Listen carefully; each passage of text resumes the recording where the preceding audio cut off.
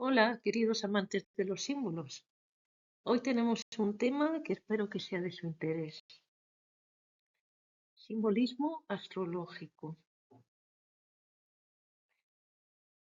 Es un tema complejo, pero voy a tratar de dar una visión, aunque sea, introductoria, y para despertarles la curiosidad por si quieren aprender más por su cuenta. A lo largo de muchos siglos, la astrología se desarrolló como un campo del conocimiento que podría ofrecer una explicación sobre todo lo que existe, desde la vida de las plantas y animales hasta las fluctuaciones de la mente y del alma humana, desde entender la verdadera naturaleza de la realidad a interpretar los destinos individuales. En la antigüedad tardía, es decir, los siglos 3, 4 después de Cristo, las doctrinas astrológicas se situaban entre la necesidad de crear un sistema racional de conocimiento como lo era la ciencia de los antiguos griegos, ya saben, ¿no? Pitágoras, Tales de Mileto, Aristóteles, etcétera, y las prácticas mágicas heredadas del Oriente. ¿Y qué pasó durante la era cristiana? Durante la era cristiana, el debate sobre la astrología giraba en torno al asunto del libre albedrío, es decir, de que cada uno puede elegir su destino, puede hacer lo que quiera, ¿no? Y el rechazo a la teoría de la predestinación, de origen estoico. Voy a explicar esto un poquito.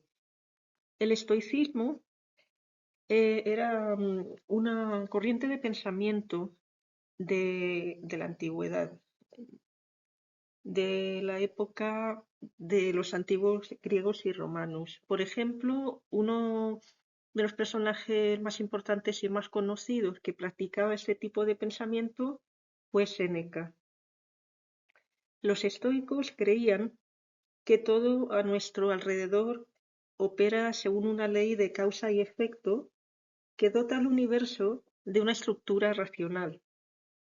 Pensaban que las personas no podemos controlar, digamos, no podemos controlar lo que ocurre en el universo, en el cual nos incluimos nosotros, pero sí pueden controlar solamente, pueden tener una opinión sobre ello, pero independientemente de lo que pienses, va a pasar lo que tenga que pasar.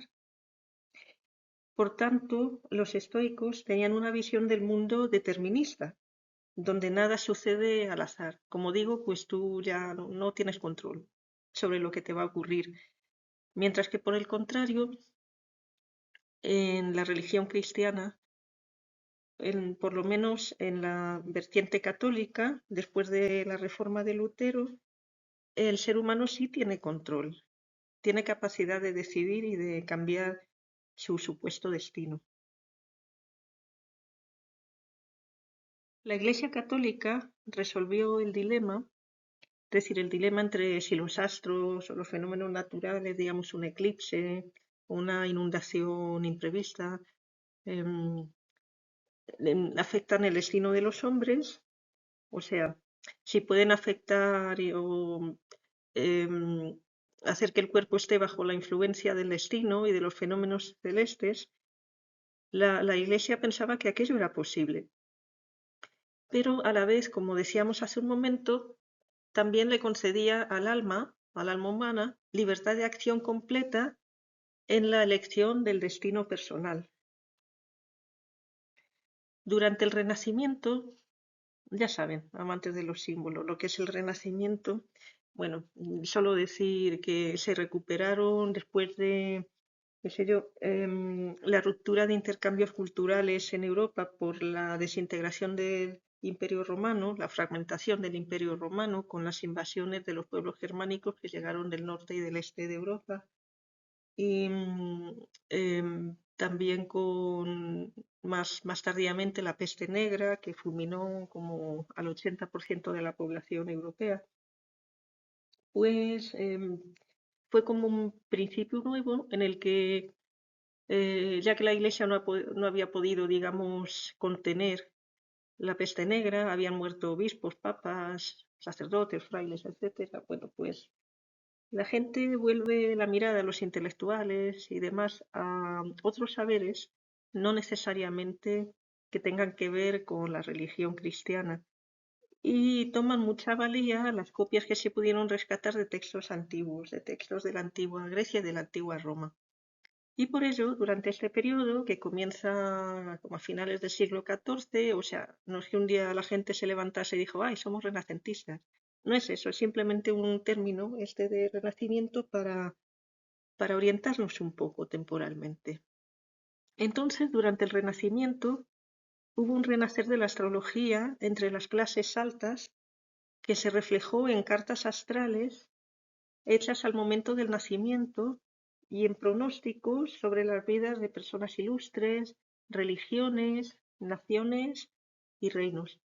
Es decir, era perfectamente común y normal que tanto papas como reyes, como emperadores, como cualquier otra persona que se lo pudiera pagar, por decirlo así, contratase un astrólogo que le pronosticase lo que le iba a pasar en su vida o lo que le iba a pasar a la vida de su hijo, por ejemplo.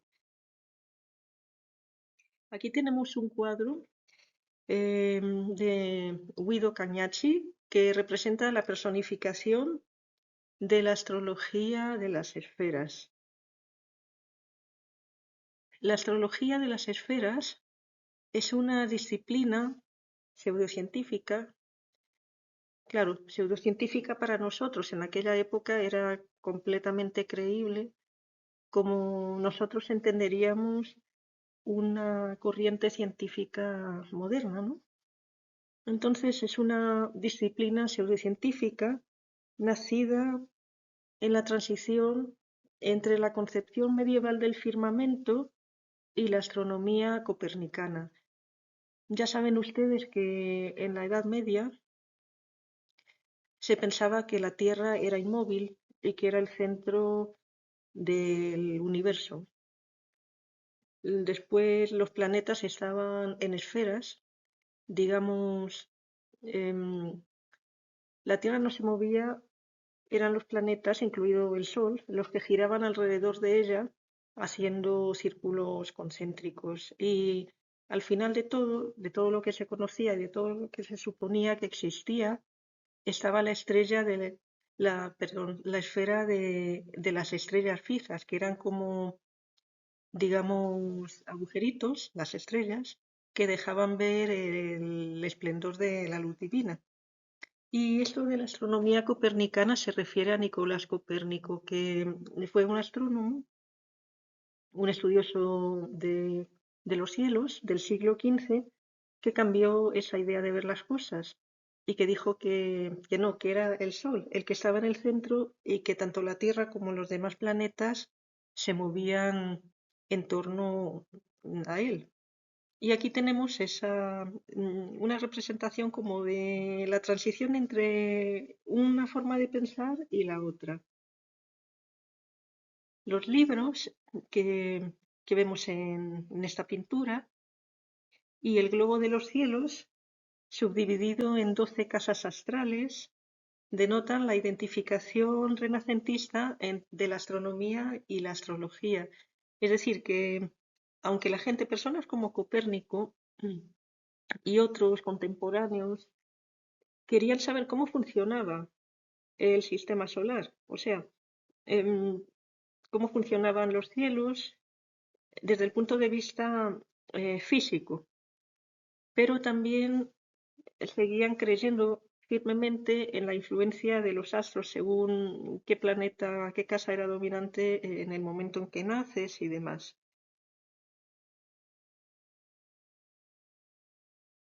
Cuando hablamos de astrología, como se manifiesta en esta pintura, hay mucho más que solamente conocer tu propio signo del zodiaco. Los planetas, los elementos, el signo lunar y las casas entran en juego para intentar darle sentido a una carta astral, me refiero. La rueda del zodiaco completa está compuesta por 12 signos, 12 casas y 10 planetas. Es que un par de planetas que, si no me equivoco, son Mercurio y Venus, se repiten. 2 veces, o sea, en las casas. Cada carta astral o mapa depende de en qué signos y casas estaban los planetas en el momento exacto, el lugar y la fecha en que nacimos. Y eso es un poco lo que representa el globo celeste, diríamos así, porque no es un globo terráqueo, es un globo de las constelaciones, los signos zodiacales, em, los planetas, etcétera. Y cabe preguntarnos, ¿encontramos simbolismo astrológico en obras de arte de carácter religioso? Vamos a verlo.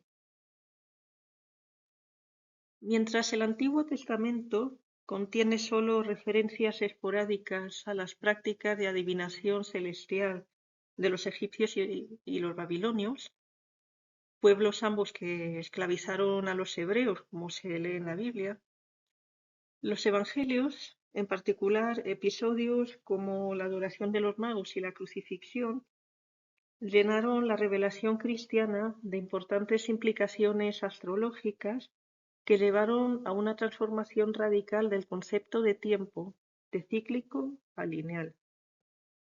Recuerden, por ejemplo, la estrella que se les apareció a los Reyes Magos y les guió hasta el niño Jesús, o cuando Cristo expiró, eh, se formaron las tinieblas, o sea que son ciertas referencias a, digamos, eh, ¿cómo diríamos? Pues fenómenos inusuales, fenómenos meteorológicos, por decirlo así, o fenómenos astrales, pongámoslo de esa manera, fenómenos astrales inusuales.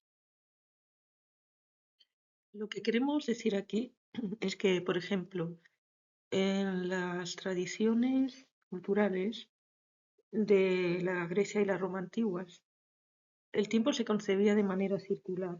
Si uno lee a autores como Platón o Aristóteles, se da cuenta de que en su mentalidad el mundo había existido siempre y se movía, había una entidad, llámese demiurgo, como decía Platón, llámese motor inmóvil, pero que movía el mundo y lo movía, pero no había sido una finalidad, digamos, en hacer aquello. Sin embargo, en la tradición cristiana, Dios crea el mundo en un momento dado y de ahí la historia se desenvuelve, se desarrolla y tiene como fin alcanzar la salvación en el juicio final. Entonces, en la imagen que tenemos en pantalla, que es del siglo XIV, Cristo, que reina sobre el tiempo, garantiza y hace posible esa transición entre las dos épocas, es decir, la época del tiempo circular y la nueva época del tiempo lineal, colocándose por encima de las estrellas y de las entidades paganas. Es decir, serían los símbolos del zodíaco en este caso. Están ahí, existen, la gente cree en ellos, pero Cristo tiene la última palabra, ¿no? Bueno, liberando, por tanto, el deseo humano de cualquier restricción externa. Como hemos dicho, bueno, lo repetimos aquí, ¿no? La teología cristiana acepta la influencia de los astros dentro del plan providencial de Dios, permitiendo la práctica de la astrología con la condición de que investigue solo el mundo sublunar, temas como la generación, la corrupción y el ciclo biológico de las criaturas terrestres. Este concepto de astrología dominaba la versión medieval del conocimiento, como demuestran los numerosos símbolos astrológicos que encontramos en lugares y objetos de oración, desde relieves de piedra adornando portadas de catedrales, pero también de iglesias, abadías, etc., a libros de horas. Para aquellos de ustedes que no estén familiarizados con el concepto de libro de horas, estos libros eran objetos de devoción privada donde se podía rezar una versión abreviada de las horas canónicas que se rezaban en los monasterios, como maitines, nona, laudes, vísperas, etc. En este caso, se trata de un libro de horas muy conocido, muy lujoso, que se conoce como las muy ricas horas del duque de Berry. El duque de Berry era un duque francés muy pudiente y aquí aparece representado en esta escena que están viendo, sentado a la mesa. Es el que lleva un tocado en la cabeza marrón y un traje azul que parecería imitar los motivos que tienen los pavos reales en sus plumas. Y representa el intercambio de regalos en la fiesta de Año Nuevo. En la parte de arriba ven un motivo semicircular, ¿verdad? Azul.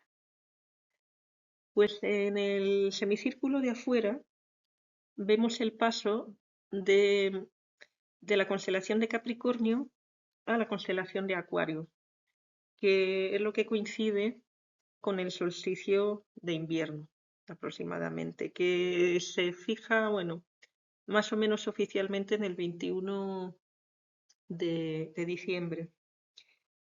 Y en el semicírculo de dentro contemplamos al dios Helios o Apolo, es de la mitología grecorromana, ¿no? Que personificaba el sol y lo que se decía es que los llevaba en un carro a lo largo, o sea, en el cielo, de un lado a otro del cielo. Y lo que está haciendo aquí el dios Helios es hacer girar la bóveda del cielo para pasar de una constelación a otra y simbolizar el solsticio de invierno. Aquí tenemos otro ejemplo, esta vez en piedra, en relieve, y pertenece a una abadía que se encuentra en Francia y se llama Santa María Magdalena de Becelay y es del siglo XII. En la arquivolta del tímpano de su entrada se representan los 12 signos del zodiaco, junto con los 12 meses del año. Ahí tienen un diagrama para entender qué es lo que uno está viendo. No es mío, ¿eh? Esto lo he tomado de otra página web y les daré los créditos al final. El tema central del tímpano es la reunión de los 12 apóstoles en torno a Cristo el día de Pentecostés. Como vemos, hay una correlación entre signos del zodíaco, meses del año y el número de apóstoles. Todos marcan 12. Vamos a seguir indagando en este simbolismo. Así se ve la portada sin el diagrama. Eso lo he tomado todo de la página oficial de la Municipalidad de Becelay, que como digo, pues promocionan este lugar como un atractivo turístico. O sea, los créditos son de la Municipalidad de Becelay. Las llamadas casas del zodíaco eran parte de la ciencia astronómica de siglos pasados, pero no por razones astrológicas.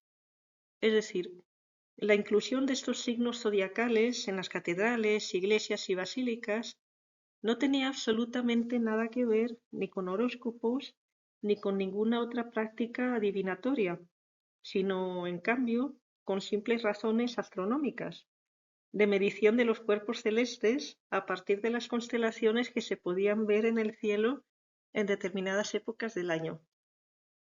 Vamos a ver un poco más en profundidad todo esto, que suena muy raro, pero no lo es. En ese sentido, estas constelaciones, las que se podían ver mejor en una época determinada del año, ayudaron a construir un instrumento sumamente preciso, hecho para medir solsticios. Es lo que tienen en la época y lo vamos a discutir para que entiendan cómo funcionaba. Y esto está dentro de una iglesia, ¿eh? Uno de los más exactos de la época fue construido en la Basílica de San Petronio, en Bolonia, un edificio que es además un observatorio solar, pero estamos hablando de la época moderna, o sea que esto no es un observatorio solar moderno. A ver, ¿cómo se llamaban estos instrumentos sumamente precisos para medir solsticios? Ya saben que es importante, ¿no? Porque la Navidad coincide bastante aproximadamente con el solsticio de invierno. Aquí, en la Basílica de San Petronio de Bolonia, cuando el sol alcanza su cenit, se puede ver a través de un pequeño agujero en el techo de la basílica, decorado con un halo y rayos dorados imitando a la vez la luz divina y la luz natural, un rayo de sol que toca una línea de cobre y bronce en el piso de la iglesia. Ahí tienen una imagen de cómo se ve cuando el sol en el solsticio de invierno toca precisamente en ese punto de la iglesia. Lo que pone ahí en latín, en la inscripción de esa laja de bronce, es solsticio de invierno, en el día 21 de diciembre. Y ahí, en ese día, es cuando el sol ilumina ese punto precisamente. Esa línea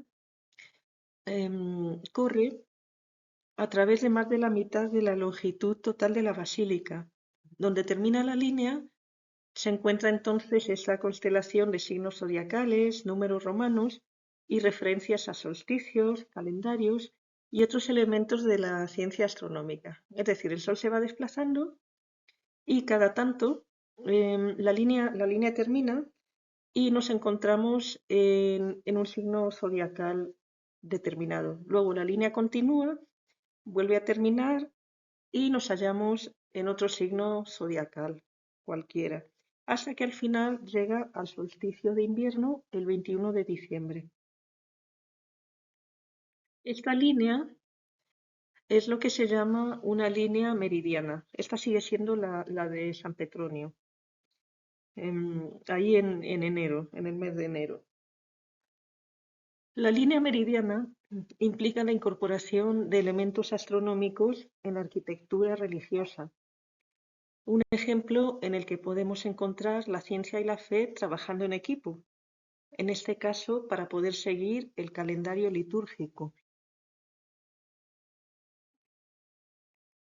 La Pascua, la fiesta de resurrección de Cristo, no es definida arbitrariamente por el calendario litúrgico, sino que al contrario, este se basa, como cualquier otro calendario, en observaciones astronómicas. El concilio de Nicea, que se convocó, el primer concilio de Nicea, hubo más de uno, ¿no? El primer concilio de Nicea, que se convocó en el año 325, ya había establecido que la Pascua no es un aniversario, es decir, no cae año tras año en la misma fecha. La Pascua se celebra siempre el primer domingo después de la primera luna llena, después del equinoccio de primavera. Esto con el fin de que la fecha sea correcta, evitando así el riesgo de que los católicos celebren la Pascua en diferentes fechas alrededor del mundo. Y aunque generalmente pensamos que el 21 de marzo es la fecha del equinoccio de primavera, la verdad es que no es siempre el verdadero equinoccio astronómico, no siempre cae en el día 21 de marzo, ¿no? El equinoccio de primavera. Dense cuenta que los calendarios que usamos tampoco son 100% precisos, si no, no tendríamos años bisiestos. Entonces, ¿cómo podemos lograr que la fecha en la que se celebra el equinoccio sea astronómicamente correcta? Es decir, para poder celebrar la Pascua en el momento que debe ser. Es decir, ¿cómo podemos hacer coincidir el tiempo astronómico con el tiempo del calendario? Una solución son precisamente estas líneas meridianas. Es decir, ya no te equivocas, el sol llega cuando llega y según el sol calculas, el sol no se equivoca. La conclusión que podemos sacar de este episodio es que comprender la estructura y el ritmo del cosmos a través de la observación científica directa no estaba en contradicción con el culto cristiano, sino que en cambio podía ser entendida como una expresión esencial de la piedad humana. De hecho, la línea meridiana comprendía una de las mejores maneras de sincronizar el tiempo humano e histórico. Cristo es el año litúrgico, es el rey del tiempo y del espacio. Bueno, muchas gracias, amantes de los símbolos. Espero que les haya interesado, aunque sea un poco. Como decía al principio, es un tema muy complejo, muy extenso. Y hay múltiples representaciones, hay infinito material para trabajarlo. Si les gustaría que hiciera una segunda parte, por favor déjenmelo en la caja de comentarios. Simplemente agradecerles que estén ahí porque ustedes son la razón principal de este canal. Los quiero mucho. Hasta muy pronto.